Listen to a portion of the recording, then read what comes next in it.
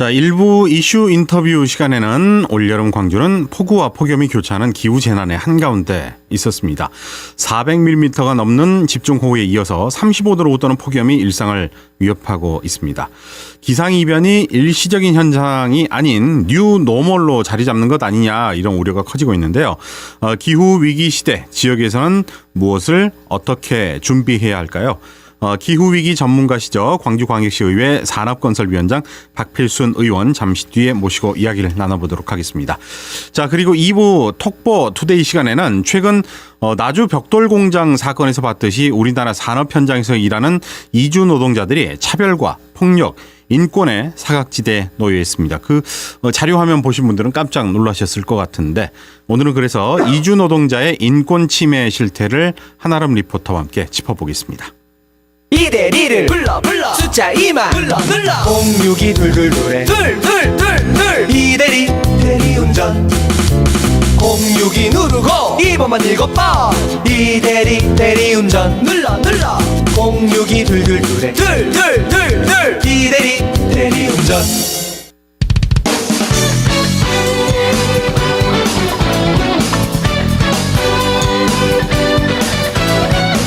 여러분께서는 지금 시사 골든타임 시사톡 라이브를 듣고 계십니다.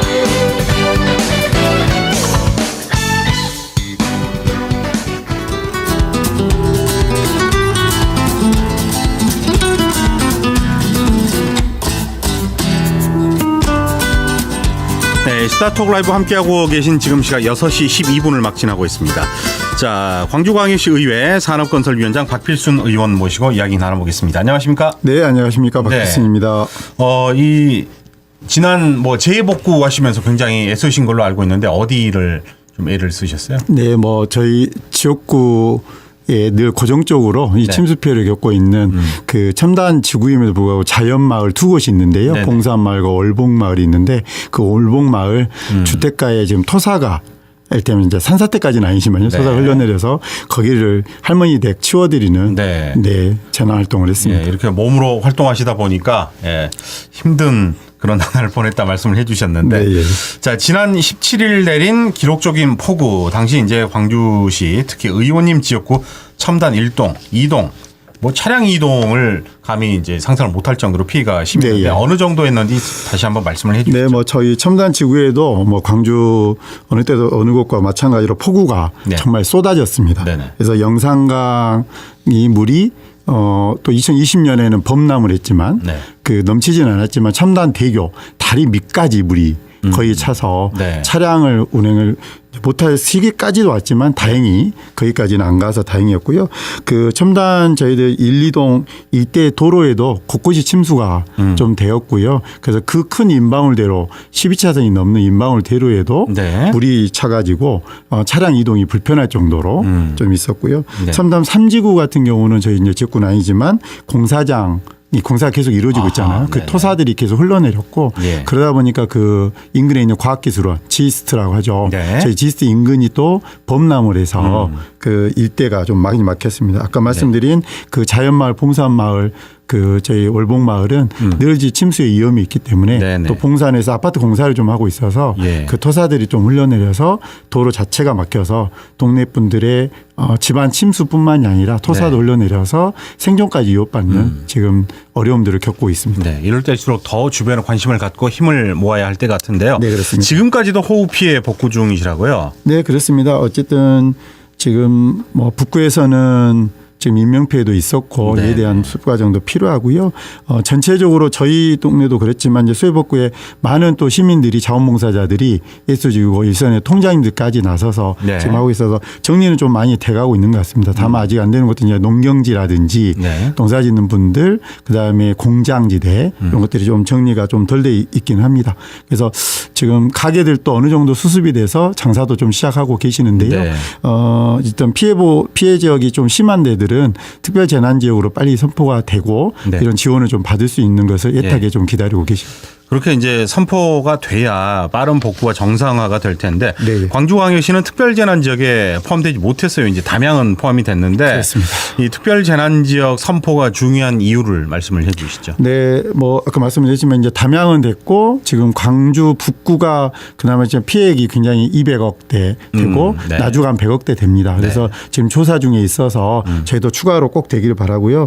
만약에 특별재난지역이 선포가 된다면 복구 비용의 최대 80%까지 이제 국비가 지원이 되는 것 크고 네. 생계비라든가 거주비, 그다음에 농축산 지원금이라든가 공공요금 등이 대부분 감면이 되고요. 네. 그다음에 지방 난방비, 통신요금, 건강보험료 이런 것들에 다각적으로 지원이 좀 가능하기 때문에 네. 특히나 이제 재난적으로 되면은 가게를 가지고 있는 분들은 이 수해복구의 금액으로는 다 할 수가 없습니다. 그래서 물건을 사야 된다든가 냉장고도 네. 사야 되고 뭐 이러지 않겠습니까? 그래서 긴급하게 대출을 받을 수 있기 때문에 이 재난지역이 되기를 간절히 좀 바라시죠. 네, 꼭 돼야겠군요. 네.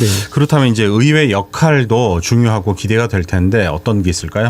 네, 뭐 저희도 지난 바로 저희가 해온 2, 3일 뒤에 특별재난구역 선포를 촉구하는 시도 그렇지만 의회 차원에서 성명서도 저희가 발표했고요. 네. 민주당 국회의원들께서도 지역 의원들께서 노력이 계시고 그래서 저희도 지금 정치권의 입장에서 저희도 함께 지금 애쓰고 있고 내년도 예산 상황에서도 이 침수예방 대책에 대해서 지금 굉장히 좀 많이 예산을 포함하고 못하고 있거든요. 네. 그래서 이번 추경까지는 어렵지만 내년도 예산에는 꼭 반영되도록 노력하고 있습니다. 네, 기대를 해보도록 하겠습니다. 이렇게 엄청난 폭우 이후에 또 엄청난 폭염이 이어지고 있습니다. 네. 이게 이제 어떻게 보면 이상기후 상황이라고 볼 수가 있을 네. 텐데 의원님께서는 어떻게 평가하고 계세요? 네, 뭐 저도 이제 지금 산업건설위원장을 하기 전에 전반기에는 지금 기후특별위원장을 제가 했지 않겠습니까? 네. 그래서 그 기후위기 시대가 이제는 우리가 기후위기 그다음에 이제는 제가 지금 단어를 쓰고 있는 단어가 기후재난입니다. 네. 정말로 어쨌든 저희가 이번에도 침수로 인해서 두 분의 저희들 시민들이 희생을 당하지 않았겠습니까? 그렇죠. 그런 만큼 생명을 위협할 정도로 온 겁니다. 네. 단순히 덥다. 춥다 내지는 비가 많이 온다 정도가 아니라 네네. 정말 생명을 위협하고 있고 사회적 경제적 약자들은 더울 때는 이럴 때는 너무 더 힘든 상황이 되고 작년에도 우리 그 에어컨 기사님이 청년 기사님이 돌아가셨던 것처럼 네. 이런 일자리로서도 야외 활동을 하시는 분들에게는 너무나 극한 지금 상황을 모멸하게 하고 있고 일 자체를 못하게 하는 그런 상황이기 때문에 당연히 생존을 위협받고 있는 겁니다. 그래서 기후 재난 시대에 맞는 도시의 전략, 광주의 전략도 저는 네. 절실하게 필요하고 이것 또한 계획만 가지고 있어서가 안 되고 정말 즉각적으로 행동을 해야 되는 시간이 왔다고 봅니다. 네. 이렇게 기후재난의 파급 효과가 실생활 전반으로 확산이 되고 있는데 가장 우려되는 점 어떤 걸 꼽고 계세요? 네. 아까도 말씀드렸지만 이제 생명의 위협까지 이제 네. 넘나들고 있는 거고 네. 사회적으로 경제적 약자들은 특히 이제 아까 말한 대로 저지대의 주택단지에 사시거나 또 농사를 짓고 계신다거나 야외 일자리를 하고 계신 분들은 네네. 일터가 있는 분들에게는 이것 또한 일 자체를 못하게 하는 그런 상황들이 벌어지고 있기 때문에 또 산사태와 문제는 뭐냐면 이게 한꺼번에 나타난다는 겁니다. 이를테면 침수만이 되는 게 아니라 산사태도 같이 이루어지고 아하. 도시마저도 그렇게 이루어지고 있기 때문에 예. 또 산불이 일어나면 이번에 산불이 일어난 지역은 또 산사태가 같이 일어나고 네네. 이 기후변화 이 상황이 그리고 끝나고 나면 또 바로 물이 언제 찾는 듯이 저희가 싹 빠졌잖아요. 예. 바로 또 가뭄이 옵니다. 아하. 그다음에 또 혹한이 오고요. 예. 그러니까 이것이 저희가 쉴 새 없이 지금 기후변화 위기가 네. 쉴 새 없이 우리의 생존과 안정권을 지금 문제 삼고 있기 때문에 네. 어쨌든 정책의 시선이 당연히 바뀌어야 되는 예. 그런 과제를 안고 있습니다. 취약계층한테는 치명적이고 또 농작물 피해, 물가 상승 이런 실생활까지 영향을 미치고 있는 기후 재난. 이제 뉴노멀로 이제 받아들여야 된다 이런 경고가 있는데 어떻게 생각하고 계십니까? 네, 그렇습니다. 우리가 코로나 시대를 이를테면 코로나 시대 뉴노멀 시대라고 네. 하나의 이 질병의 시대로 봤듯이 네. 이 기후 재난, 기후 위기도 이제는 지난 시기가 너무 다른. 그럼 올해도 오늘도 마찬가지로 기본 저희가 차량을 타거나 시계를 보면 핸드폰에서 35도, 네. 36도 이게 일상적인 게 돼버렸고. 그렇죠. 뭐 오늘은 많이 올라올 때는 38도도 올라가고. 그렇습니다. 예. 38도, 37도를 계속 웃돌고 있고 제가 보통은 저희가 8월 중순 정도 되면 방학이 좀 끝날 때쯤 되면 휴가철이 끝나고 나면 좀 선선해지겠지 하는 그렇죠. 기대를 하거든요. 네. 근데 제가 일기예보를 봤더니 8월 말까지 지금 무조건 30도 이상을 찍고 있는 상태입니다. 보통 이제 8월 15일 정도 되면 이제 약간 코끝으로 불어오는 바람이 이제 선선해지면서 야 절기는 거짓말을 안 한다 이러는데 네. 올해는 그게 적용이 안 되는군요. 네, 어느 순간부터 지금 안 되기 시작했고요. 네네. 또 작년과 또 올해는 다르다고 네. 하지 않습니까? 지금 실제로 다르지 않습니까? 예. 그래서 저희가 장마 기간에는도 사실은 장마란 말이 사라졌고 지금 우기라는 표현을 기상청은 광주 전남 이때면 대한민국도 써야 되는 시기 우기라는 표현을 써야 된다는 것은 아열대 기후를 말하는 네, 거거든요. 네. 저희가 온대 기후는 이미 지나갔고 지금 아열대 기후로서 대한민국에 맞는 또 그것도 가장 더운 광주. 네. 네, 대구보다 제가 덥지 않습니까? 예, 예. 그래서 이런 시대에 맞는 100만 년 만에 폭우가 왔다는 것은 이게 매년 이루어지는 일이거든요. 네. 100만 년 만에 저희가 가뭄이 왔고 100만 년 만에 또 폭우가 오기 때문에 이게 이제 이 노멀 시대에 맞는 저희가 기후 대책은 네. 시급하게 필요해 보입니다. 그러면 이제 뭐 냉방 쉼터도 강화를 해야 되고 배수 체계도 늘 배공광장 같은 또 신안교 지적받지만 또 반복이 되고 있어요. 이런 기후 위기 대응 정책이나 제도는 어떤 것들이 있을까요? 네, 뭐 저희가 대응 체계에 앞서서 사실은 예방이 중요합니다. 네네. 저 침수가 이거 저희가 예상됐던 부분이고 늘 있어 왔기 때문에 네. 예방은 할 수 있는 겁니다. 그런데 그럼에도 불구하고 우리의 예방의 속도는 대응의 속도는 너무 느린 거죠. 그렇죠. 이를테면 배웅광장도 그렇고 저희가 이번에 가장 피해를 입었던 신안교 일대 네. 북구에 그래서 이것 또한 이번에 또 이 논란의 여지가 있는 것이 그 대책을 세워놓은 것이 하필이면 하천으로 서방천으로 물이 못 오게끔 넘치지 않게끔 하려고 막아놨던 것이 오히려 이것이 MBC 뉴스에도 나왔지만 네. 그게 오히려 더 피해가 돼서 네네. 물그릇을 만드는 형태로 갔던 이런 대책들이 전문가들과 시민과 현장에 맞는 대책들을 좀 필요해 보이고요. 중장기적인 것은 중장기에 세우더라도 네. 긴급하게 하는 저희들 관로라든지 그다음 배수 펌프장, 저류지들은 예산의 투입이 되지 않으면 이거는 불가피하기 어렵지 않습니까? 네네. 그래서 어떤 것보다 시민들의 안전과 생명이 우선하므로 그에 대한 예산 투입도 필요해 보이고요. 네. 중장기적인 저희가 뭐 대심도 터널부터 시작을 해서 투수층을 만드는 것까지 포함해서도 이거는 우리가 사례를 갖고 있기 때문에 네. 재난관리 대책을 종합적으로 좀 세워야 된다고 보고 있습니다. 네. 자, 그러면은 타 지방 자치단체나 이제 해외 도시의 네. 기후 대응 정책 중에서 좋은 게 있으면 저희가 이제 가져와야 될 거 아니겠습니까? 그렇습니다. 좋은 사례가 있으면 소개를 해 주시죠. 네, 뭐 저희가 요즘에 중국이 저희가 좀 정책을 좀 배울 것들이 많이 있는데요. 아, 그래요? 네, 그렇습니다. 교통 정책도 그렇고 네. 이 기후 위기를 심각하게 겪고 있는 것도 중국입니다. 네. 사실 홍수도 오고 뭐 거기는 이제 사망을 하시면 보통은 이제 뭐 몇만 저희는 이제 사실은 몇 명? 두 뭐 이 분만 정도. 네, 만약에 사망을 하셔도 굉장히 힘든데 그래서 스펀지 시티라는 개념을 도입을 하고 있습니다. 아, 그게 즉 뭐죠? 스펀지처럼 물을 빨아들여서 머금었다가 네. 가뭄에도 대비하고 홍수에도 대비하는 이런 정책을 가뭄이 지금 오면 다시 그걸 이제 뿜어내는 뭐 그렇습니다. 그런 시스템 네, 같네요. 그렇습니다. 네. 그래서 스펀지 그 시티라는 개념을 도입을 해서 네네. 물을 빨아들이죠. 그래서 투수층을 많이 넓히고 저류지 같은 것을 포함해 가지고 담아놨다가 가뭄의 시기가 곧 오면 또 가뭄 네. 때는 그 물을 활용하는 네. 이런 것들이 있고요. 파리에 뭐 15분 도시 있고 저희 서울의 청계천 보금 같은 것처럼 네. 그 일테면 복귀하천을 도로로 썼던 주차장으로 썼던 도로를 자연의 흐름으로 만들어주기 위한 물길을 만드는 복원하천도 했지 않습니까? 네. 저희들도 그런 대책도 필요해 보입니다. 네. 만약에 이제 신안교를 정말 잘 활용을 해서 이제 개선을 해 나간다면 이게 이제 정말 자랑할 만한 사례가 될 수 있다. 우리가 반면 교사를 삼을 수 있다. 그렇습니다. 뭐 이렇게 좀 그런 정책이 나왔으면 좋겠고요. 네, 네. 자, 현재 광주광역시 의회 차원에서 추진 중인 기후위기 대응 관련 조례나 예산 계획이 있으면 소개를 해 주시죠. 네, 뭐 기후위기 대응을 위한 조례는 제가 제가 이제 9대 지금 의회인데요. 네. 네. 8대 의회 때 기본 조례가 마련이 돼서 그리고 제가 이제 기후특위 위원장을 하면서 조례 개정을 계속적으로 좀 더 다각적으로 즉각적으로 좀 할 수 있도록 네. 조례는 제도적 기반을 마련하고 있는 상태고요.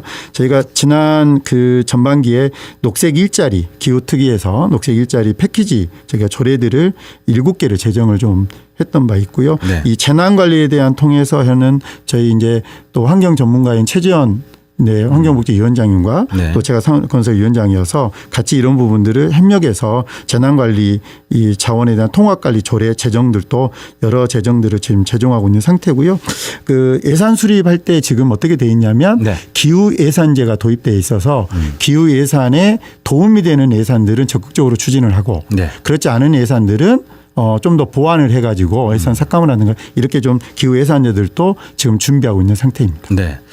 자, 그리고 광주 시민들이 일상에서 실천할 수 있는 기후 위기 대응 방법이 있다면 소개를 해 주시면 뭐 예방도 될 수 있고 예, 여러 가지 좋은 긍정적인 효과를 기대할 수 있을 것 같습니다. 네, 뭐 저희들이 쉽게 할 수 있는 것부터 시작을 한다면 네. 저희가 이제 탄소 중립 포인트제라는 게 있습니다. 네. 그게 이제 전기, 수도, 가스 사용량을 줄이면 그걸 포인트로 돼서 본인들의 일테면 포인트로 돼서 쓸 수 있는 어떤 현금화가 되는 것도 있고요. 예. 그 아까 말한 전기, 수도, 가스를 사용량을 5%만 줄여도 연간 최대 40만 원까지 인센티브를 받을 수 있거든요. 네. 그 말은 본인이 40만 원 받는단 말은 저희 일테면 전기, 수도, 가스를 쓰지 않아도 일테면 광주시가 운영될 수 있다는 것을 말씀을 드리고요. 네. 대중교통을 이용하는 것, 일회용품을 사용하지 않는 것들 네. 그리고 요즘 에어컨을 가장 많이 쓰는 건데요. 예. 에어컨을 저는 효율적으로 쓰는 방법들을 많이 알았으면 좋겠다는 생각이 듭니다. 우리가 알고 있는 것이 잘못 알고 있는 것들이 많더라고요. 네네. 저도 최근에 좀 몇 가지 유튜브를 통해서 예. 정보를 구하고 있는데 뭐 간략하게 뭐 어떻게 하면 효율적으로 쓰는지 말씀해 주시죠. 이를테면 그 이전에는 제가 어떻게 알았냐면 가장 최고의 낮은 온도로 최대의 풍속으로 해가지고 일단 넌저를 확 시원하게 해놓고 네. 그다음에 온도를 올려서 유지하는 방식. 근데 최근에는 이 AI 기능이 있어가지고요. 예. 이 AI 쾌적으로 맞춰놓고 그럼 AI하고 대신에 이걸 왔다 갔다 하지 않고 온도를 왔다 가지 않고 대략의 27도 정도로 맞춰놓으면 AI가 자동으로 그 조율을 해서 진행한답니다. 그러면 전기 요금도 상당히 한 뭐 5만 원에서 10만 원 정도까지 절약되는 5에서 10% 쪽까지 해결되는 게 축소되는 이 효과를 누린다고 합니다. 그래서 이런 생활의 지혜들을 이제는 기후위기 시대에는 네네. 에어컨을 빵빵히 트는 것이 폼나는 게 아니라 네.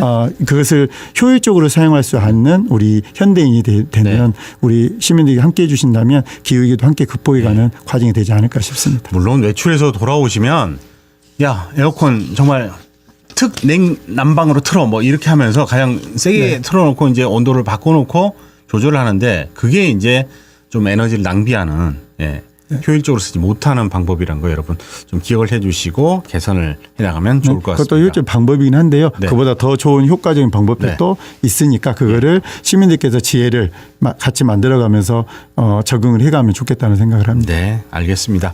자, 지금까지 박필순 광주광역시 의회 의원 모시고 여러 가지 기후와 관련된 이야기를 나눠봤습니다. 고맙습니다. 네, 감사합니다. 언제 어디서나 내 손 안의 뉴스. 광주 MBC 뉴스 유튜브 구독으로 함께하세요.